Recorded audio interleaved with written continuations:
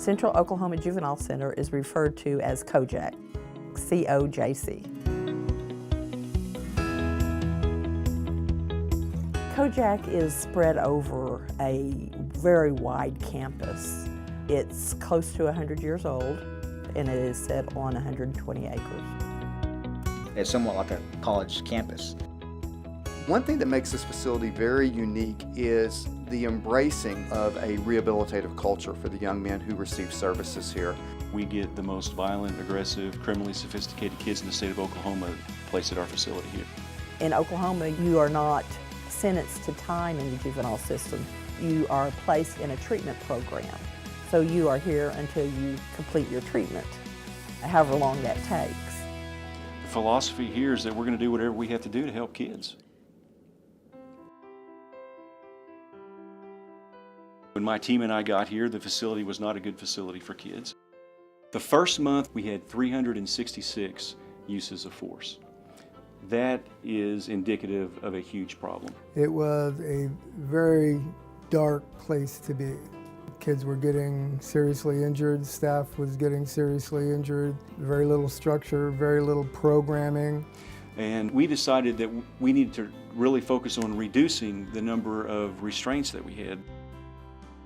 The facility has made the shift from a correctional model to a treatment model. To use a treatment model, it's a lot harder. You really have to use treatment, and all the staff have to be engaged in treatment. Can any of you guys relate, to Susie? I mean, maybe not that specific example, but yes, you ever been caught in a lie? Yeah. The staff here are very professional and very dedicated and here for the right reasons. We're here for kids. Doesn't matter what they've done, it's our job to help them step back into society and be productive. Our job needs to prepare them and build them up. And that begins, I believe, by developing relationships, not just treating them as criminals that are locked up.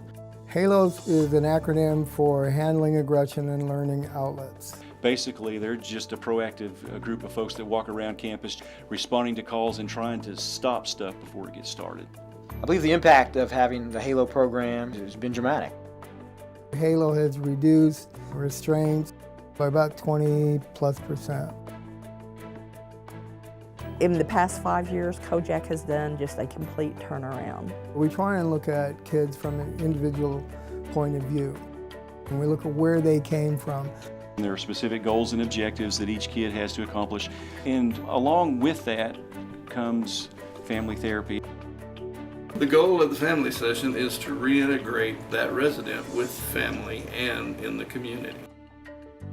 It has helped the kids to have hope. It's helped the kids to have some normalcy with their families that they didn't have before. Today, I would say it's a completely different facility. I would say it's a facility that's good for kids.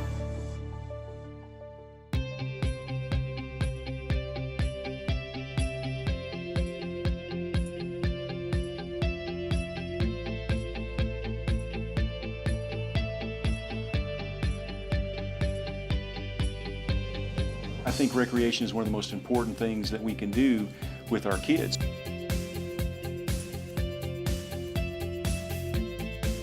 We've got boats and fishing equipment, so the kids really love doing those kinds of things.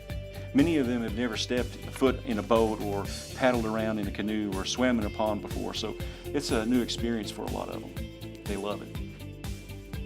We have a certified music therapist on staff who works with these youth through music to help them become aware of their own internal issues. We help them to recognize their anger, their aggression, and how that comes out.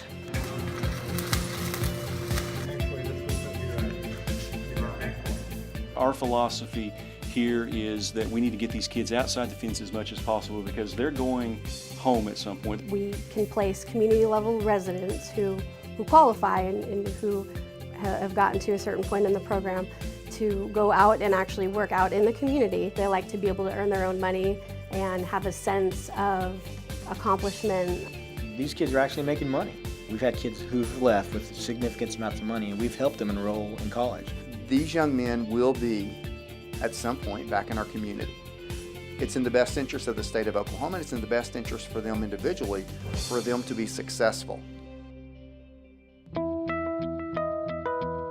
When performance-based standards came to the Office of Juvenile Affairs, everyone was like, oh no, what is this? But as we came on, it's not an oversight. It's continuous improvements through collecting our data and looking at our outcomes and creating an action plan. PBS helps us with the data, helps us with the numbers. It helps us keep track on what's actually happening. Another thing that I love about PBS is the competition aspect of it. You know where you rank with all the other programs across the country, and that serves as a motivator. So between all the information we can get and the way it pushes us in a competitive way, we love PBS. Winning the PBS Barbara Allen-Hagen Award is so rewarding. Here is public recognition for the men and women who serve this agency, that they understand that the culture change they've been asked to embrace is recognized and it's valued. This place was so dysfunctional, and it's not anymore. It is very, very meaningful. So now we've got to get started on winning our second one.